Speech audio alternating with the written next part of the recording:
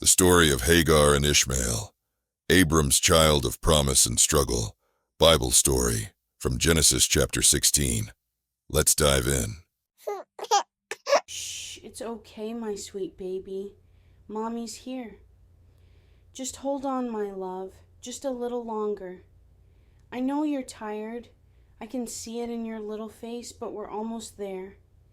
You're so strong, my precious one, and I'm so proud of you. Don't you worry, I've got you. I'm holding you close, and we'll get through this together. Just a little further, and everything will be okay. Mommy won't let go, I promise. You're safe with me. Let me take you back to a time long ago.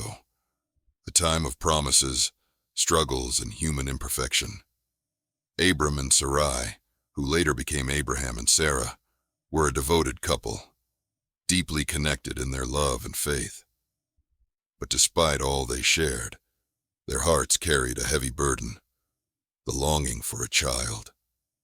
Year after year, their prayers seemed to go unanswered. They clung to a divine promise, the words of God that Abram would one day father a great nation. But as the days turned into months, and the months into years, doubt began to creep into their hearts. Sarai, in particular, felt the sting of waiting, the ache of unfulfilled dreams. She looked at her life, at her advancing age, and wondered if perhaps she had misunderstood, or if there was another way. Her frustration grew, and with it, a deep desperation that led her to a bold decision. She devised a plan, a daring, unconventional idea that she hoped might fulfill the promise they had waited so long to see come true. Little did they know, this choice would set into motion events that would test their faith, challenge their patience, and forever alter the course of their lives.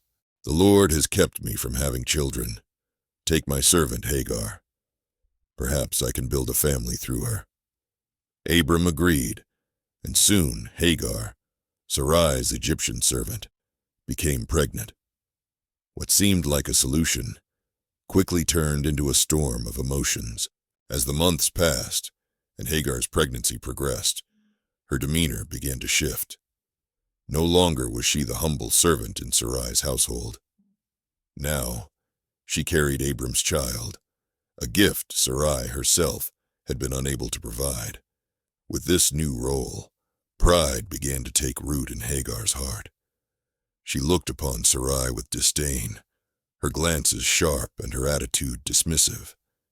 Hagar, smirking as she thought aloud, allowed her feelings to surface.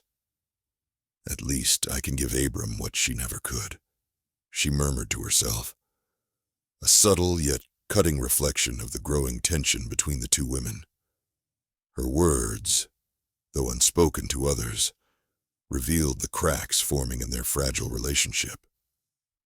The once submissive servant now saw herself as superior, igniting a conflict that would set the stage for a dramatic and emotional chapter in their lives. Sarai's frustration boiled over as she wrestled with the situation she had created. The once clear plan to build a family through Hagar now felt like a bitter betrayal. Hagar's disdain had become unbearable, and Sarai couldn't take it anymore. Overcome with anger, she stormed into the tent to confront Abram, her voice trembling with a mix of hurt and indignation. "This is your fault," she exclaimed, her words sharp with blame. "I put my servant in your arms, and now she looks down on me.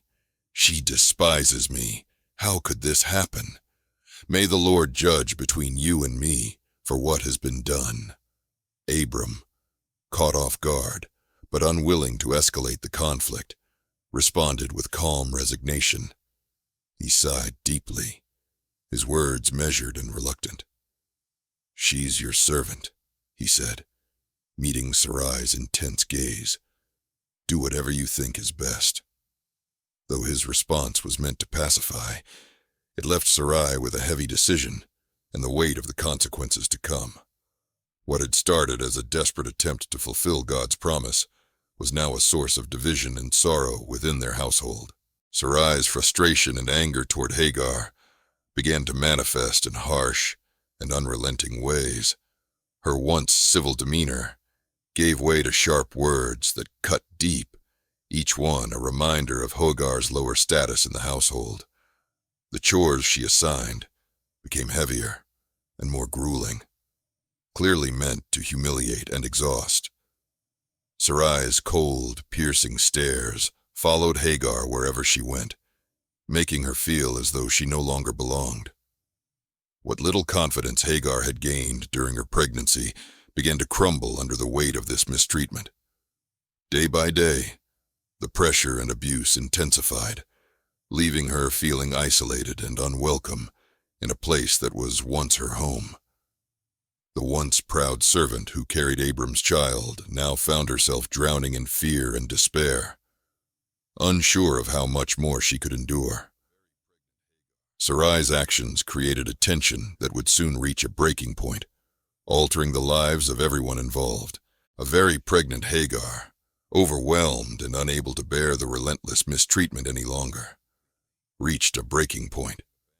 The sharp words, the grueling tasks, and the cold stares had worn her down completely. Feeling abandoned and utterly defeated, she made a bold and desperate decision. She would leave it all behind. With no plan, no destination, and no clear sense of what lay ahead, she fled into the wilderness. Her heart pounded with fear and uncertainty as she stepped away from everything she had known. Yet she carried a fragile hope that freedom from her pain could somehow be found. Alone and vulnerable, she ventured into the unknown, not knowing how she would survive or if she would be able to find solace.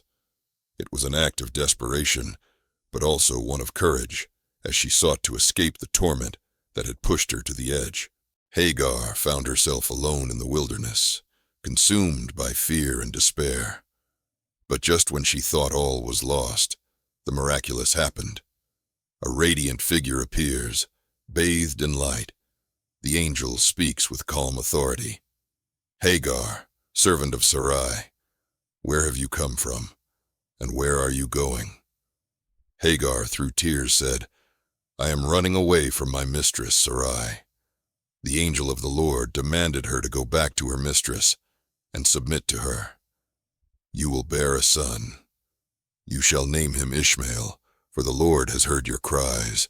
He will grow to be a strong and wild man, living in freedom, untamed by the world." Hagar looks up, her face a mixture of awe and relief.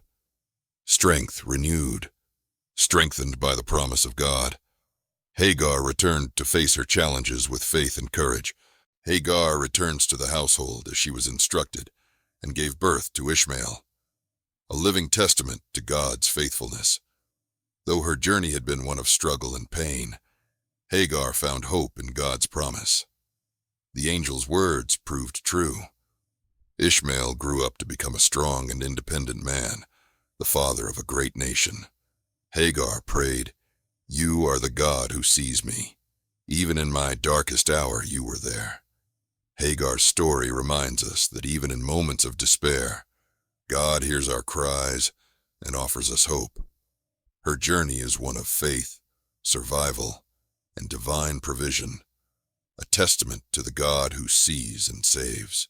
Faith transforms despair into destiny.